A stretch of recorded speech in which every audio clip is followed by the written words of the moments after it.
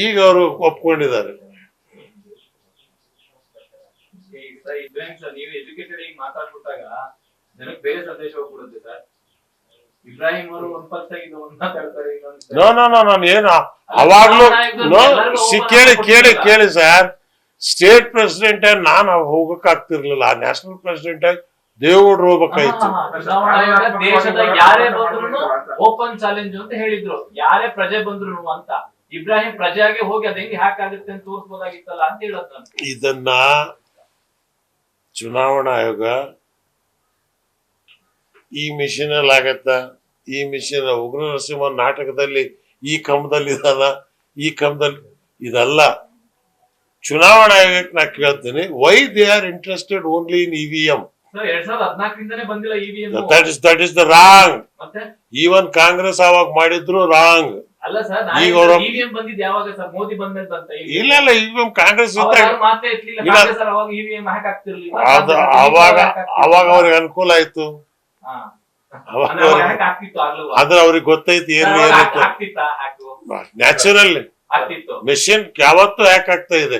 ನಿಮ್ ಮೊಬೈಲ್ ಆಗತ್ತಲ್ರಿ, ಈಗ ನಿಮ್ ಮೊಬೈಲ್ ಕಟ್ ಆಗ್ತಾ ಇದೆ 100%. ಎಸ್, ಅದನ್ನೇ ಕನ್ಕ್ಲೂಷನ್ ಬರ್ಬೇಕಾಗತ್ತೆ.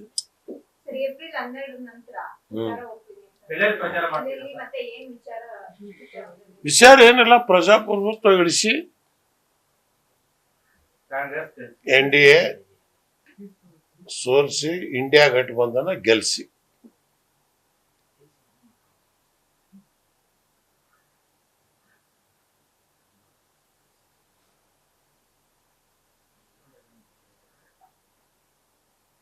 ಜೆಡಿಎಸ್ ಸಿಕ್ಕಿರುವಂತಹ 2-3 ಸ್ಥಾನದಲ್ಲಿ ಜೆಡಿಎಸ್ ಗೆಲ್ಲುತ್ತಾ ಅಥವಾ ಅಲ್ಲೆಲ್ಲ ಏನಾದ್ರು ನೀವೇನಾದ್ರೂ ಪ್ರಚಾರ ಮಾಡ್ತೀರಾ ಜೆಡಿಎಸ್ ನ ಸೋಲಿಸಿ ಮೈತ್ರಿ ಕೂಟವನ್ನು ಬೆಂಬಲಿಸಿ?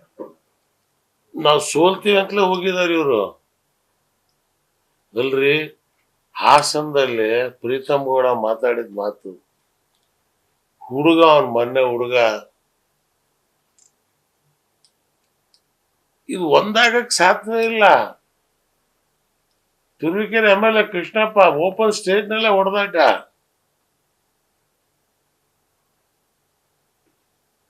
It is impossible.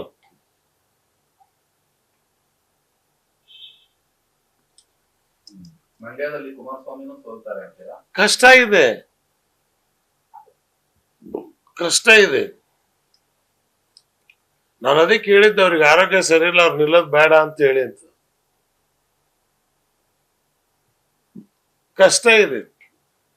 ಇದು ಇಲ್ದೇನೆ ಹೋಗಿದ್ರೆ 4 ಸೀಟ್ ನೀವು ಆರಾಮಾಗಿ ಆರಿಸ್ಕೊಂಡು ಬರ್ಬೋದಾಗಿತ್ತು. ಅದ್ ನಾನು ಹಿಂದೆ ಹೇಳಿದ್ದೆ, ಬಿಜೆಪಿ ಅವ್ರು ಏನ್ ಮಾಡ್ತಾರಂತ. ಈಗ ಸರಿ ಆಯ್ತಾ? 6 ಕೊಡ್ತಾರೆ, 7 ಕೊಡ್ತಾರೆ, 8 ಕೊಡ್ತಾರೆ, ಇಂಟರ್ವ್ಯೂ ಕೊಡ್ತಾ ಇಲ್ಲ.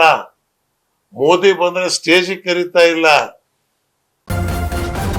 ನ್ಯೂಸ್ ಫಸ್ಟ್, ನಿರ್ಭೀತಿಯಿಂದ ನಿಮ್ಮ ಪರವಾಗಿ.